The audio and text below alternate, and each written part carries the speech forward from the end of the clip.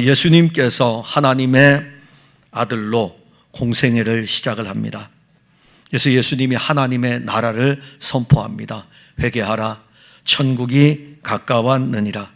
이 말씀을 선포하시면서 예수님이 제일 먼저 보여주는 것은 사실 치유의 사역입니다.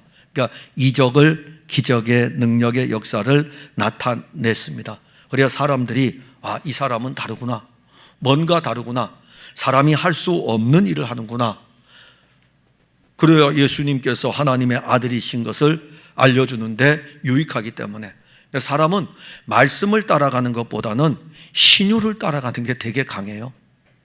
그게 원래 더 강합니다. 그래서 예수님도 그걸 아시기 때문에 치유의 사역을 통해서 하나님의 아들이신 것을 나타냈습니다. 그 다음에 예수님께서 가르치는 사역을 하십니다. 사람들이 모이면 예수님께서 하나님 나라에 대해서 가르치십니다. 예수님의 사역 가운데 오늘 하나는 제자들을 세우는 일이 있습니다. 자, 가르치고 그 다음에 제자들을 세우는데 왜 제자들을 세울까?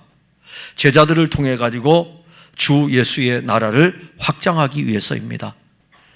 마태복음 10장의 시작은 12제자의 이름으로부터 시작됩니다. 그들을 불렀다라고 하는 12제자의 이름이 나옵니다. 그리고 이 12제자를 부르시고 난 다음에 12제자에게 사명을 주십니다. 이스라엘 집에 잃어버린 양에게로 가라. 그 다음에 그들이 갈 때에 버려야 될 것, 그 다음에 그들이 겪어야 될 일들에 대해서 말씀을 합니다. 예수님은 제자들이 가야 할 곳은 이스라엘 집에 잃어버린 양이라 이렇게 말씀했습니다. 이스라엘 집에 잃어버린 양은 유대 땅에만 있는 것이 아닙니다. 갈릴리에만 있는 것이 아니고 이스라엘 집에 잃어버린 양은 로마 제국 곳곳에 산재해 있습니다. 그들을 그리스도에게로 이끌어 와야 돼요. 그래서 제자들은 복음을 전할 때 제일 많이 사용했던 장소가 유대인의 회당이었습니다. 유대인의 회당에 가서 그 유대인의 회당에서 복음을 전했습니다. 그러면서 예수님은 제자들에게 고난을 받을 것을 각오해야 된다, 이 말씀을 하십니다.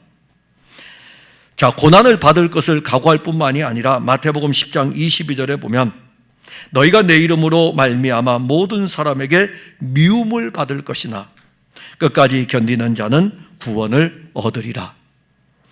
12제자들이 가는 길은 고난의 길입니다. 그들은 창세 전에 영생을 주기로 작정한 하나님의 백성들을 그리스도에게로 이끌기 위해서 나아갈 것이지만 그들을 기다리고 있는 것은 고난입니다. 그들을 기다리고 있는 것은 박해입니다. 마태복음 10장 23절에 이 동네에서 너희를 박해하거든 저 동네로 피하라. 내가 진실로 너희에게 이르노니 이스라엘의 모든 동네를 다 다니지 못하여서 인자가 오리라. 박해에 대해서, 고난에 대해서 말씀합니다.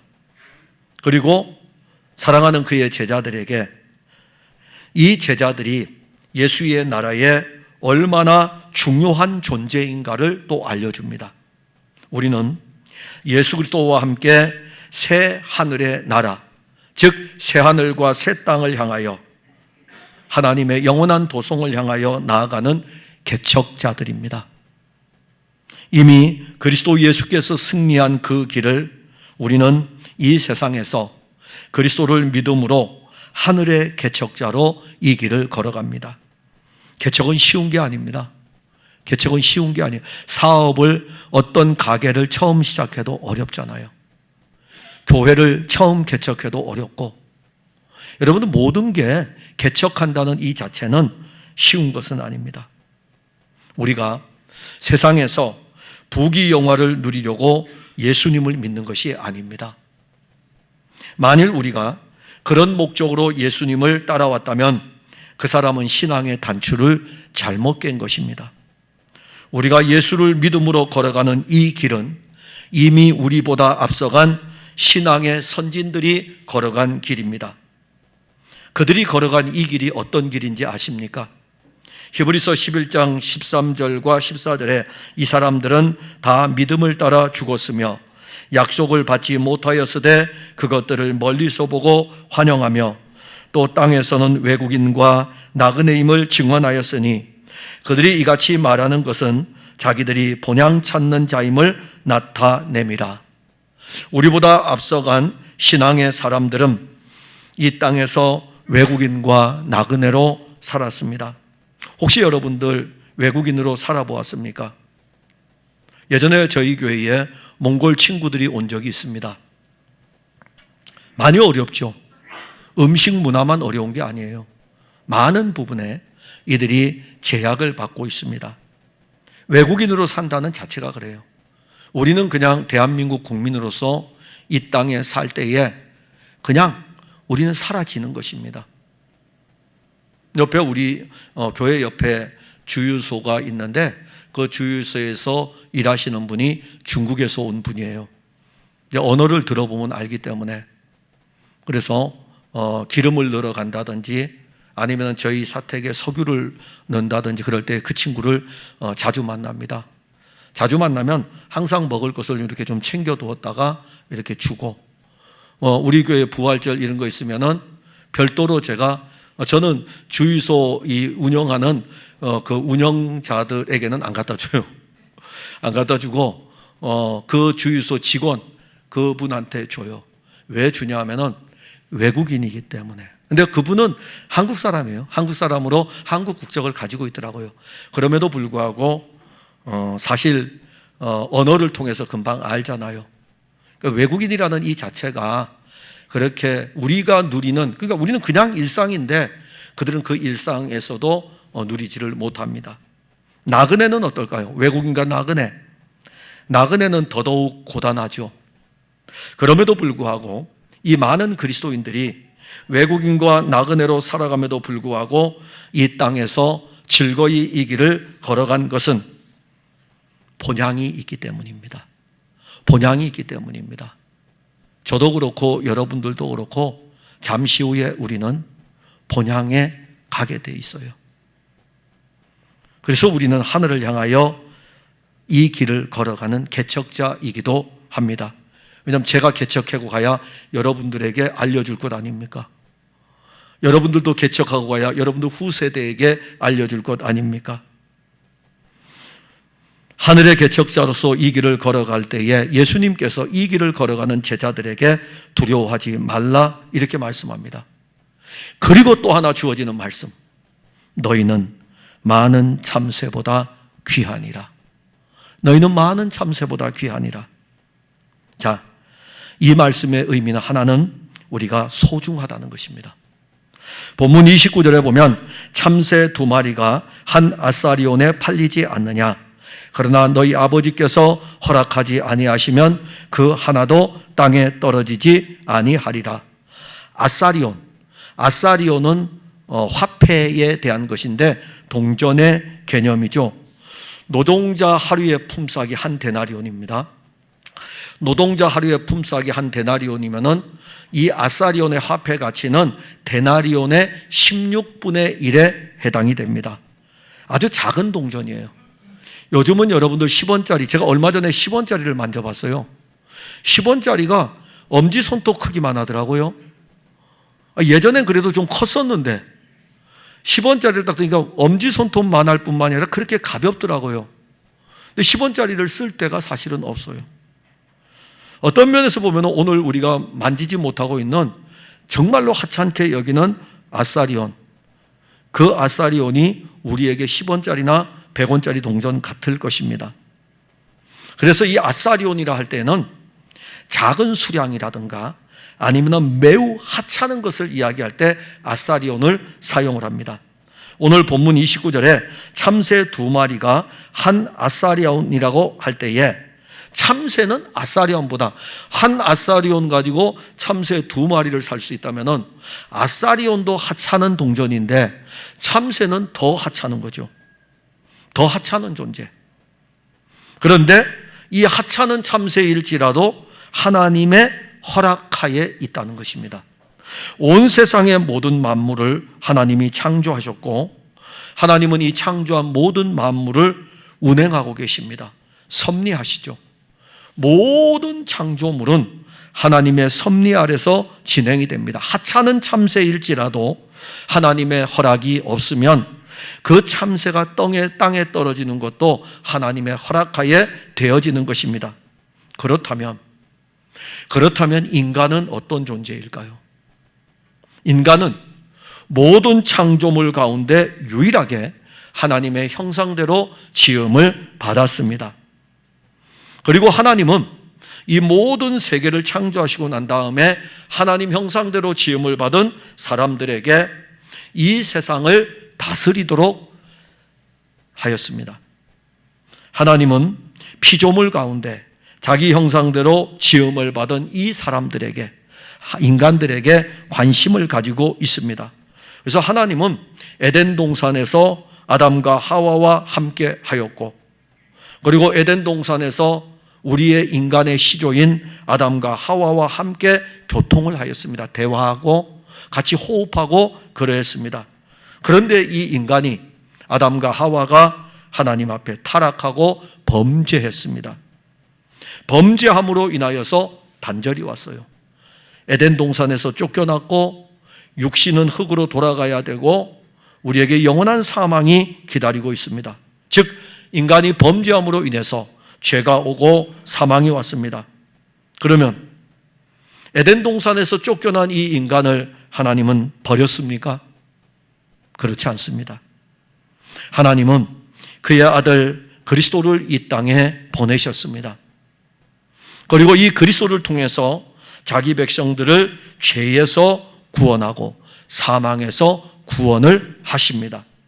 하나님의 아들 예수 그리스도는 이제 이 땅에 오셔가지고 사역을 사실 뿐만이 아니라 3년 6개월 동안 하나님의 나라의 복음을 전하면서 사역을 하십니다. 그 중에 그 사역을 하는 중에 오늘 12명을 부르게 됩니다.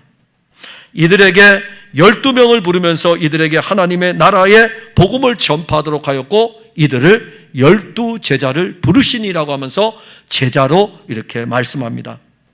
12제자. 자, 한 나사리온의 참새 2마리. 너희는 참새보다 귀하다는 이 말씀.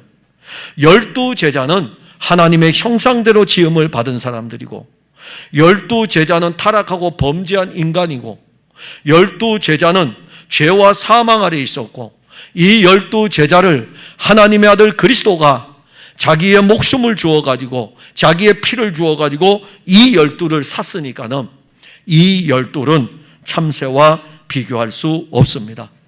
그리고 이 12는 예수님을 알지 못하는 다른 사람들하고도 비교할 수 없습니다. 그런데 이 12제자를 부르신 예수님께서는 예수를 위해 고난을 받고 박해도 받아야 된다. 이 12를 불러가지고 고난도 받아야 되고 박해도 받아야 된다고 말씀을 합니다. 이스라엘의 12지파가 이스라엘의 공동체였다면 이 12제자는 신약교회의 공동체를 이룰 것입니다. 참새 한 마리도 하나님의 허락이 없으면 땅에 떨어지지 않는데 하물며 예수님께서 친히 부르신 그 제자들을 외면하시겠습니까? 마태복음 6장 26절에 공중의 새를 보라. 심지도 않고 거두지도 않고 창고에 모아 들이지도 아니하되 너희 하늘 아버지께서 기르시나니 너희는 이것들보다 귀하지 아니하냐. 사실 마태복음 5장부터 마태복음 7장은 예수님께서 예수님의 나라에 대해서 말씀해 줍니다. 예수님의 나라에 대해서 말씀해 주실 적에 예수님을 따라왔던 예수님의 제자들에게 너희는 이것들보다 귀하다. 공중에 나는 새보다 귀하다. 이 새들을 먹이고 입히시는 분이 누구냐? 들의 백합화를 피게 하는 이 아름다움의 일들을 이루시는 분이 누구냐?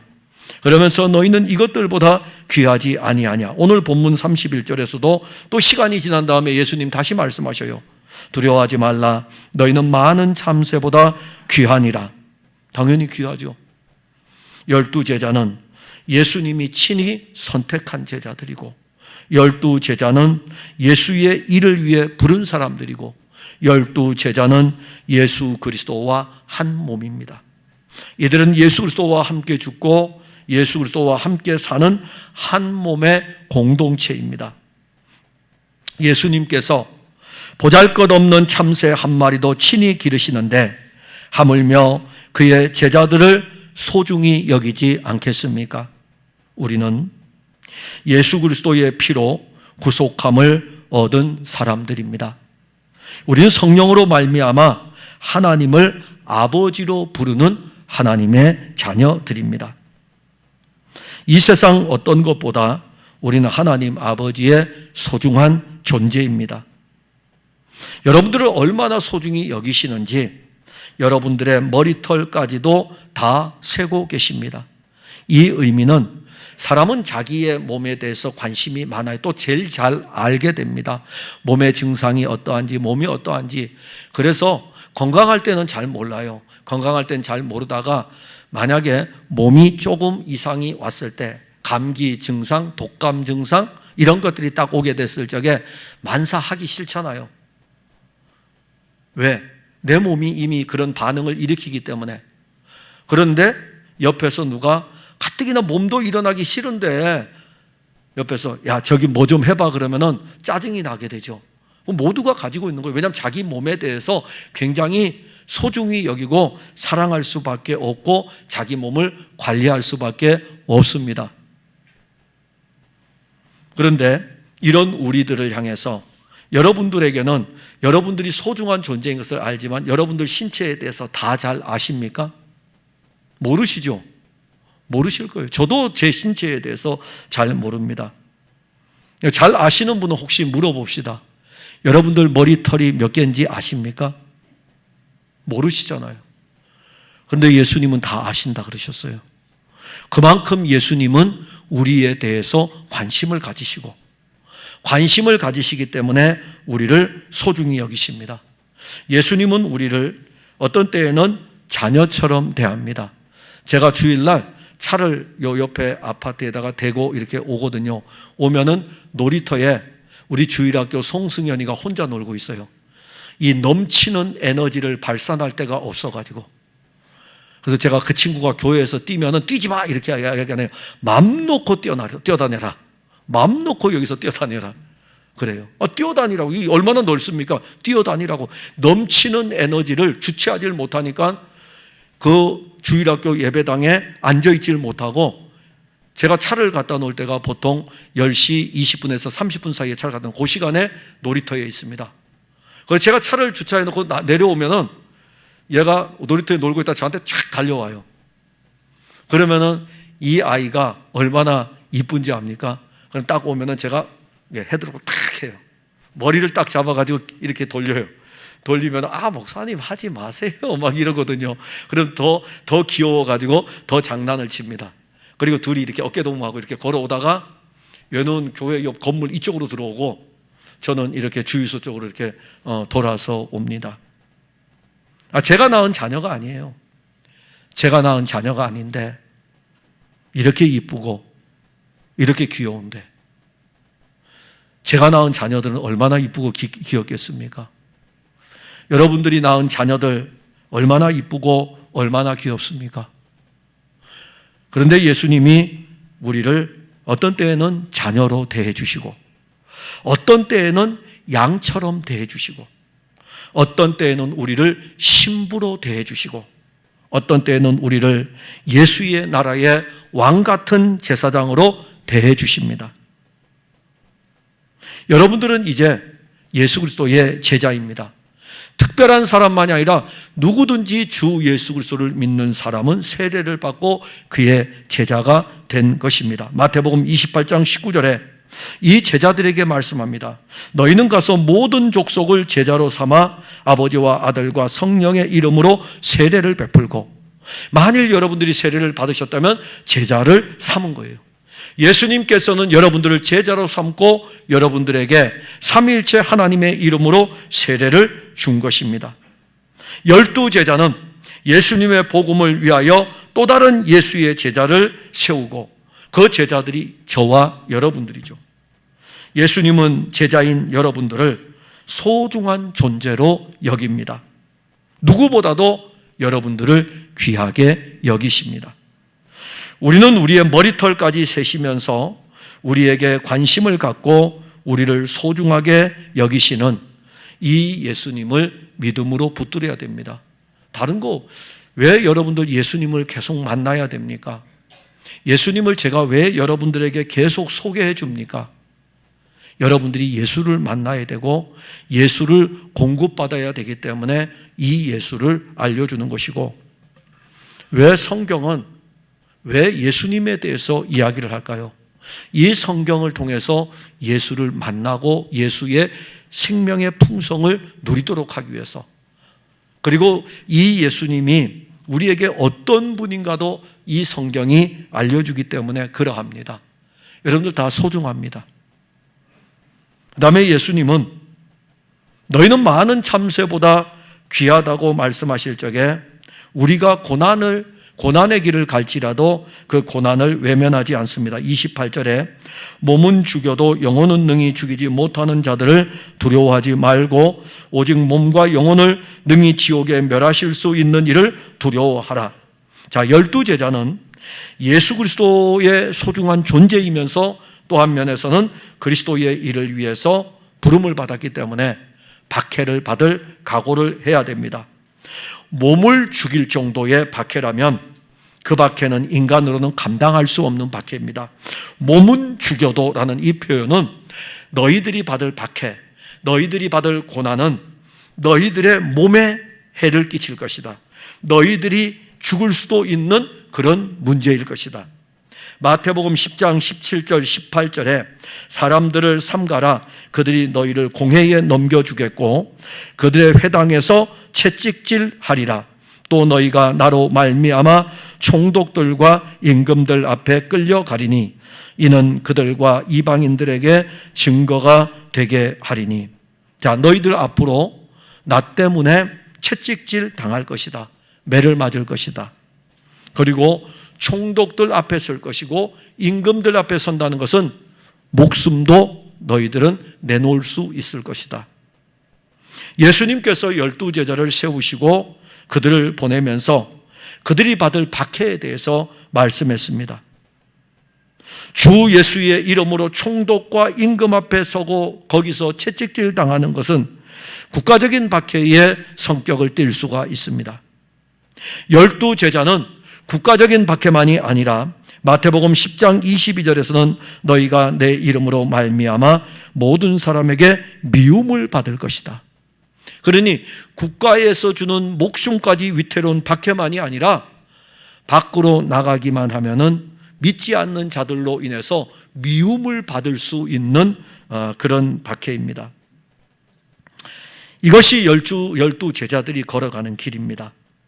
예수님은 12제자들이 받을 고난을 아십니다. 아심에도 불구하고 불렀어요. 그리고 그들이 가야 할 길이라고 말씀했습니다. 그런데 예수님은 이 고난을 아실 뿐만이 아니라 고난의 현장으로 보낼 뿐만이 아니라 그 고난의 현장에서 예수님은 그들과 함께 하십니다. 마태복음 10장 19절 20절에 너희를 넘겨줄 때에 어떻게 또는 무엇을 말할까 염려하지 말라. 그때에 너희에게 할 말을 주시리니 말하는 이는 너희가 아니라 너희 속에서 말씀하시는 이 곧 너희 아버지의 성령이시니라. 너희 속에서 성령이 말씀하실 것이다.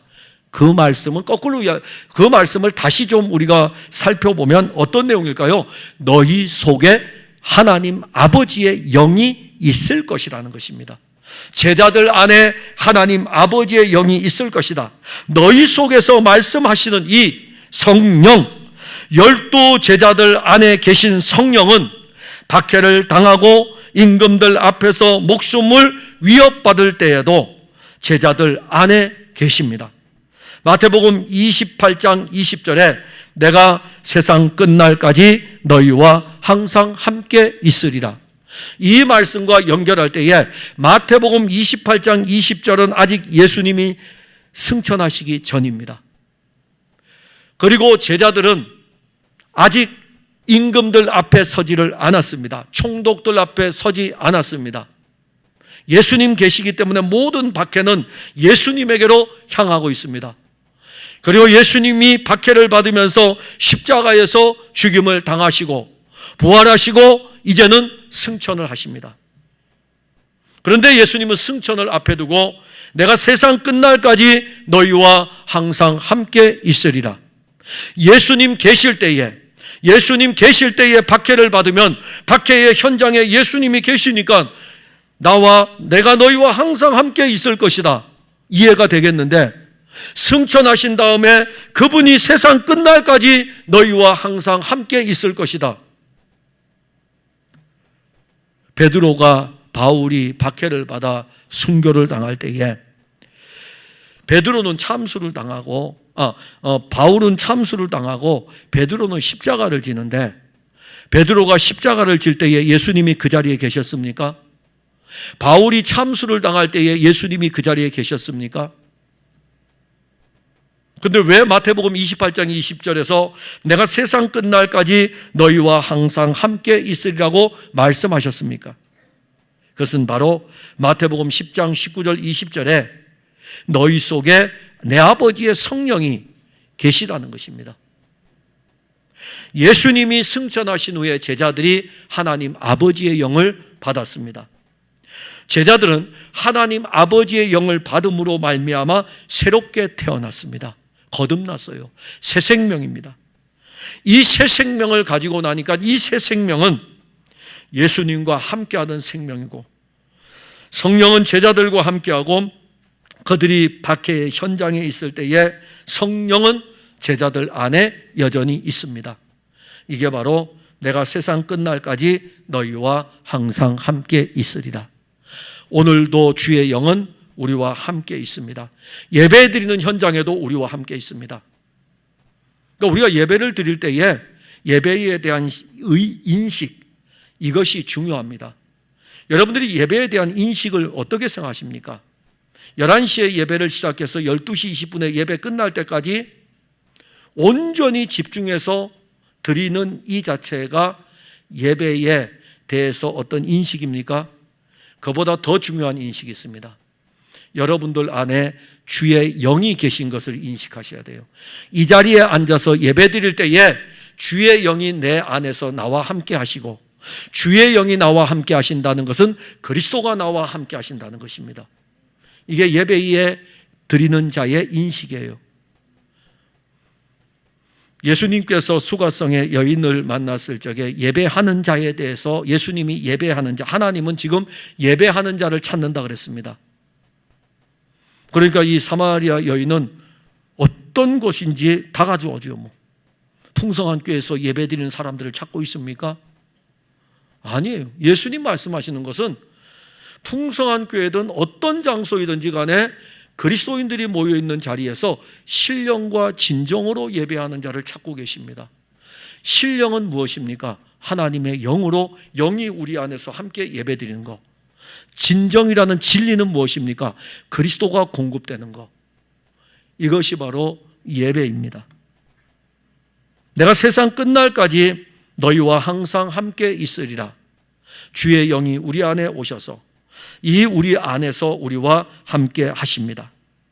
우리는 예수를 믿고 예수를 따르면 세상에서 성공할 것이라고 생각을 합니다. 많은 그리스도인들이 예수를 믿는 것을 세상의 축복과 세상의 어떤 우리들이 생각하는 축복과 연결하고 있습니다.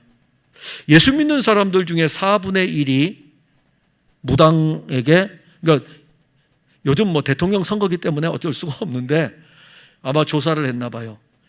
기독교인들 중에, 예수 믿는 사람이라고 하면 안 되겠죠. 기독교인들 중에 4분의 1이 점을 보았답니다.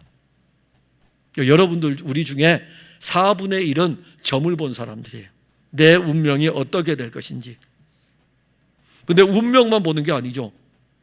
참 이 점을 보게 되면은 어떤 길을 피하여야 되고 내가 어떤 악재를 만날 것이니까 이 부분에 대해서는 어떻게 해야 되고 막 그런 것들이 있죠.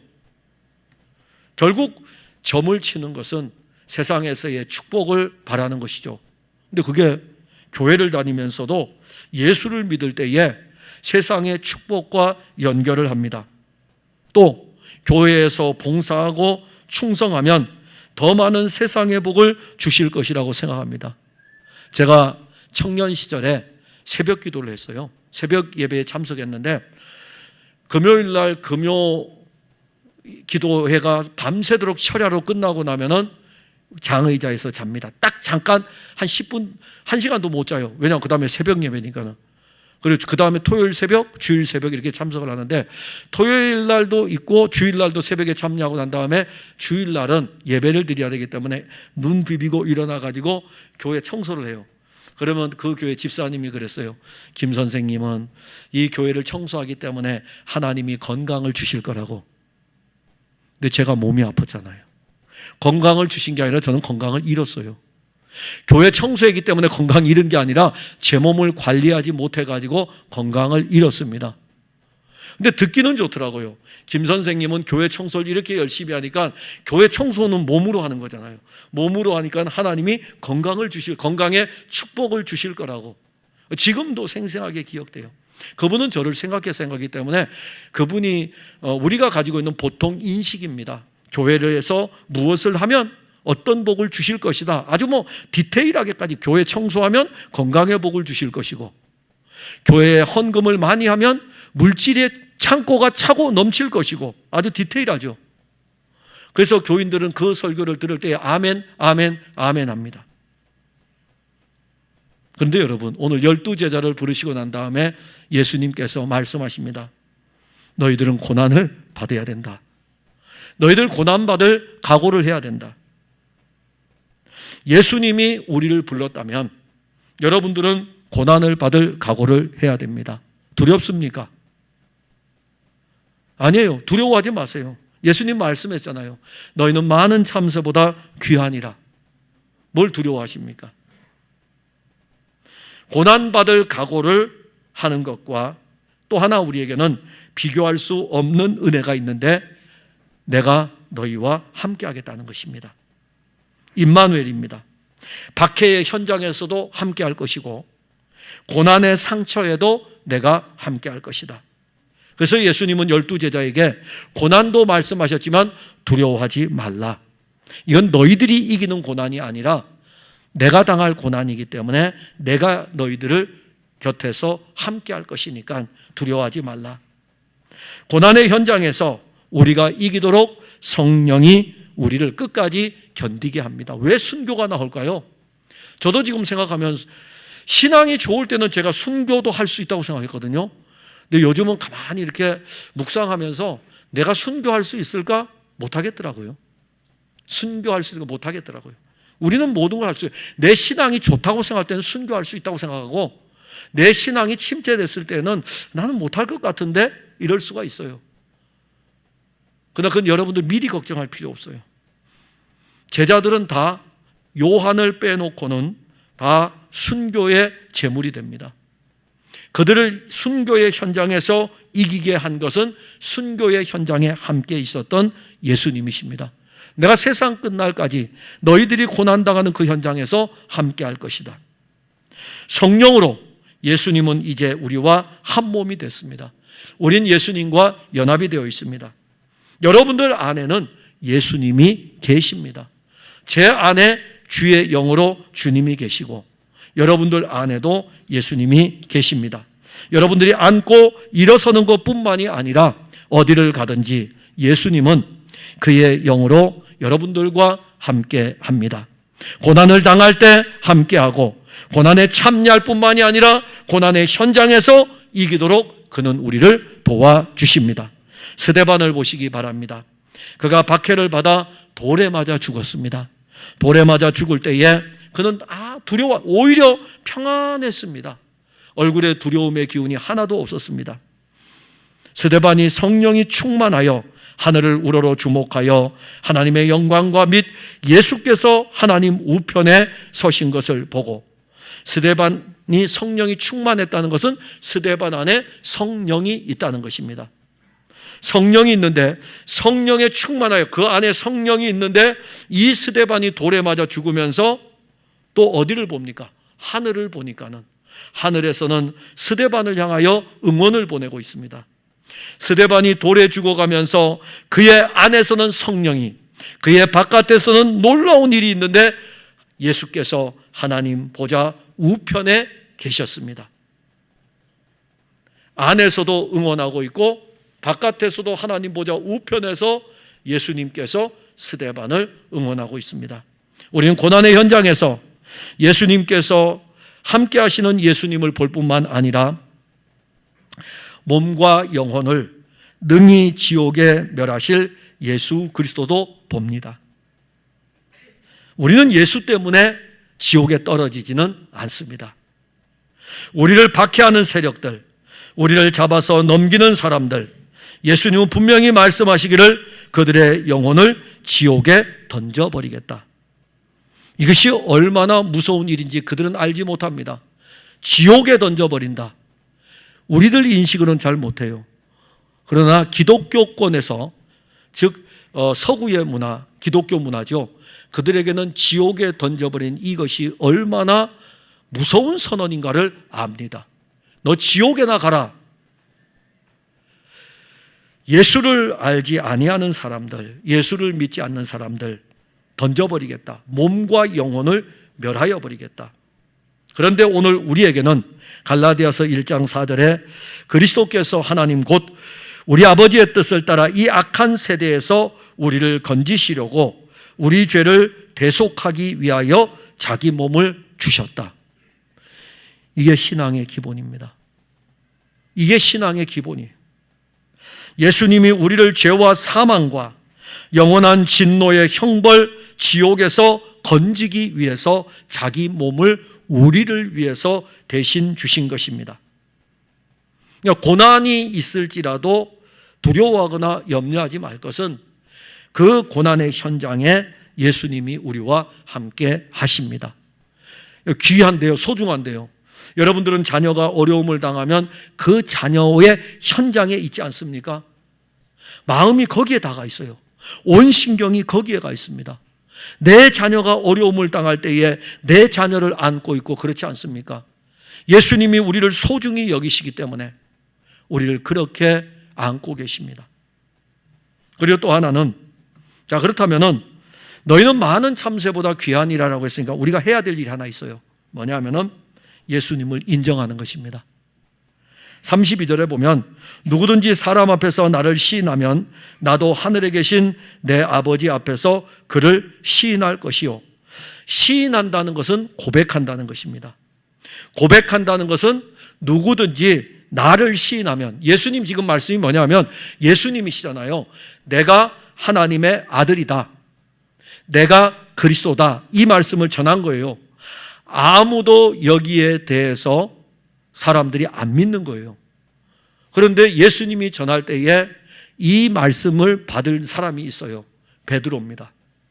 여러분, 신약 성경에서 예수님이 하신 3년의 이 사역이 사복음서에 있습니다. 예수님이 제자들을 데리고 다니면서 3년 6개월 동안 훈련을 시켜요. 근데 예수님은 바리새인들을 향해 가지고 행위로 말미암아 구원에 이르려는 이 바리새인들에 대해서 계속해서 공격을 합니다. 계속 공격을 하고, 그리고 그들이 잘못된 것에 대해서 알려줘요. 율법을 너희들이 지키려고 하는 것은, 너희들의 의를 드러내려고 하는 것은 너희들이 잘못된 것이다, 너희들 외식하는 자다 막 하면서 계속 공격을 해요. 나는 내 아버지의 뜻을 행하러 왔다라고 하면서 예수님께서 하나님의 아들로서 저들을 구원하기 위해서 왔는데 너희들 왜 나를 배척하느냐라고 공격해요. 제자들도 있어요. 그럼 제자들에게는 너희들은 어떻게 생각하냐? 예수님 또 제자들에게 또 가르쳐요. 그런데 예수님이 가르치는 중에 예수님께서 참 복이 있다 말씀하신 적이 있어요. 언젠지 아십니까? 예수님, 죽기까지 예수님을 따라가겠습니다. 저들이 다 버릴지라도 나는 주님을 버리지 않고 주님을 따라가겠습니다. 그때 예수님이 베드로, 야, 3년 만에 너 진짜 바른 말 했다. 넌 진짜 복이 있다. 그랬습니까? 안 했어요. 저는 오늘날 목회를 하면 그런 사람을 복이 있다고 할 것 같아요. 목사님, 죽기까지 풍성한 교회에서 충성하겠습니다. 그러면 와, 정말 힘이 날 것 같아요. 근데 예수님은요, 오히려 사탄아, 내 뒤로 물러가라 이랬어요. 이게 자기 의잖아요. 근데 예수님이 이 베드로를 칭찬할 때가 있었어요. 너희들은 나를 누구라 하느냐? 주는 그리스도시요 살아계신 하나님의 아들입니다. 바요나 시모나, 내가 복이 있도다. 여러분들이 고백하는 예수는 그리스도이며 예수는 하나님의 아들입니다. 이게 시인하는 거예요. 이게 여러분들의 복입니다. 그래서 늘 물어보셔요. 예수님이, 야, 김 목사, 너는 나를 누구라 해? 예수님은 그리스도이시고 하나님의 아들이십니다. 김 목사, 너는 복이 있도다. 자문자답하셔요. 신앙의 자문자답을. 고백한다는 것은 신앙을 고백하는 것입니다. 이 말씀은 본문 31절에 두려워하지 말라, 너희는 많은 참새보다 귀하니라라는 말씀과 연결이 되어 있습니다. 12 제자들은 많은 참새보다 귀한 존재입니다. 그러기에 그들은 예수를 그리스도로 고백할 것입니다. 그런데 우리가 참으로 놀라운 것은 12 제자 중에 한 사람은 아닙니다. 아시죠? 한 사람이 누군지 아시죠? 그래서 33절이 또 있는 거예요. 누구든지 사람 앞에서 나를 부인하면 나도 하늘에 계신 내 아버지 앞에서 그를 부인하리라.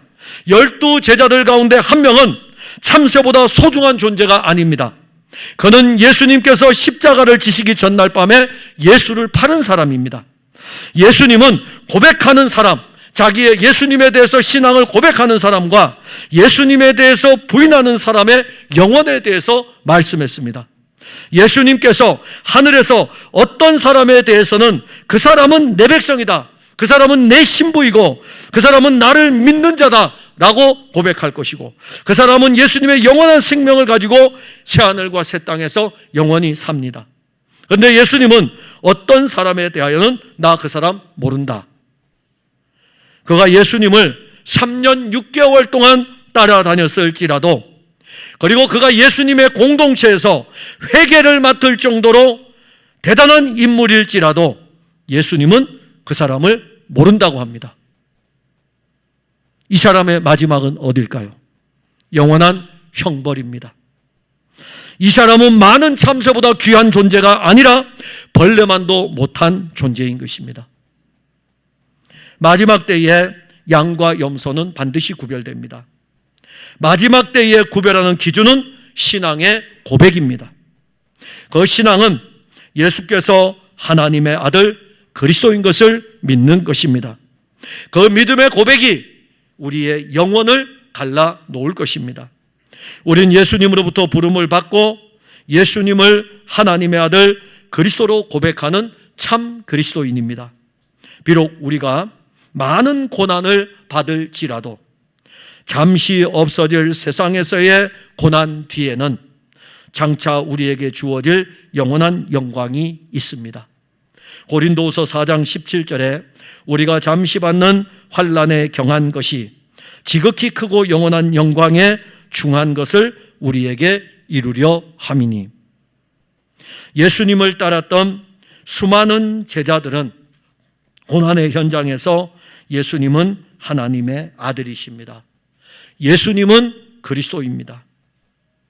영원한 왕이신 예수님은 세상에서 예수님 때문에 고난을 당하면서도 주 예수를 부인하지 않는 이들을 영원한 나라, 그 나라로 이끌어 가십니다. 예수님이 스데반 집사만 맞아주시겠습니까? 스데반을 맞아주듯이 박해 앞에서도 예수를 고백하는 모든 그리스도인을 맞아주십니다. 우린 항상 예수의 죽음을 몸에 짊어지고 있습니다. 그의 죽음이 우리에게 있기에 예수의 생명이 우리에게 있는 것입니다. 예수님의 십자가와 부활은 항상 같이 주어집니다. 우리가 가진 예수의 생명은 성령이 우리 안에서 보증합니다. 성령이 보증하죠. 누가 우리가 가진 이 예수의 생명을 빼앗을 수 있겠습니까? 우리의 신앙은 삶의 현장 곳곳에서 도전을 받고 있습니다. 정치를 하는 사람은, 우리 교회도 좀 정치를 하는 사람이 나오면 좋겠어요. 제가 이익을 보기 위해서가 아니라 바른 정치를 하도록. 정치를 하는 사람은 정치의 현장에서 신앙의 도전을 받을 것입니다. 자, 만일 여기에서 우리 여러분들 중에 한 사람이 정치를 한다고 합시다. 그리고 국회의원이 됐어요. 법을 위반해야 되잖아요. 법을 위반할 때에 하나님의 법에 위반되는 것에 대해서 서명을 할까요? 안 할까요? 하는 순간에 여러분은 다음 국회의원 선거 때 지역구를 박탈당할 수 있습니다. 할까요? 안 할까요? 많은 정치인들이 자기의 국회의원을 연장하기 위해 가지고 그리스도인임에도 불구하고 자기의 당에 더 관심을 갖고 있어요. 도전받는 겁니다. 도전을 받는데도 몰라요. 직장 생활은 다 하고 있죠. 직장 생활하는 여러분들은 직장에서 신앙의 도전을 받고 있습니다. 어떻게 하시겠습니까? 근데 우리가 참 너무 예수님이 너무 좋아하셔가지고 이렇게 이야기합니다. 예수님은 아실 거야. 그럼요, 다 아십니다. 여러분들의 형편을 다 아십니다. 그런데 그걸 교묘하게 이용을 하죠.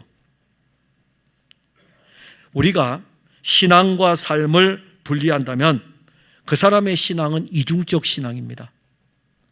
예수님이 원하는 신앙은 박해 앞에서도 예수를 고백하는 것입니다. 우리의 신앙은 결코 타협될 수 없습니다. 세상의 모든 사람들이 우리를 향하여 공격할지라도 12제자를 세우면서 그러잖아요. 세상의 모든 사람들이 너희를 미워할 것이다. 우리 직장의 주변의 모든 사람들이 그리스도인인 나를 공격할지라도 우리의 신앙은 흔들리지 않아야 됩니다. 제가 학교에서 아이들 가르치잖아요. 그럼 아이들에게 자기 소개를 쓰라 그런다고요. 그러면 교회를 다니는 친구들이 있어요. 그래서 살짝 불러서 물어봐요. 여기 교회, 아니 전부 물어. 교회 다니는 친구 손 들어보세요. 손 한 명도 안 들어요. 옛날엔 들었거든요. 지금 하나도 안 들어요. 근데 자기 소개서에는 있어요. 그래서 물어봐요. 너 왜 손 안 들었어? 그러면 친구들이 어떻게 볼까 봐. 친구들이 어떻게 볼까 봐. 자신이 없는 거죠.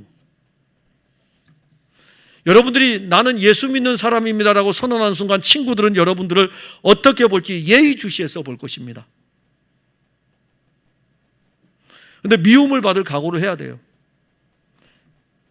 만일 우리가 어떤 일로 인하여 예수님에 대한 신앙을 부인한다면 그 사람은 분명히 다시 한번 자기 신앙을 점검해야 될 것입니다.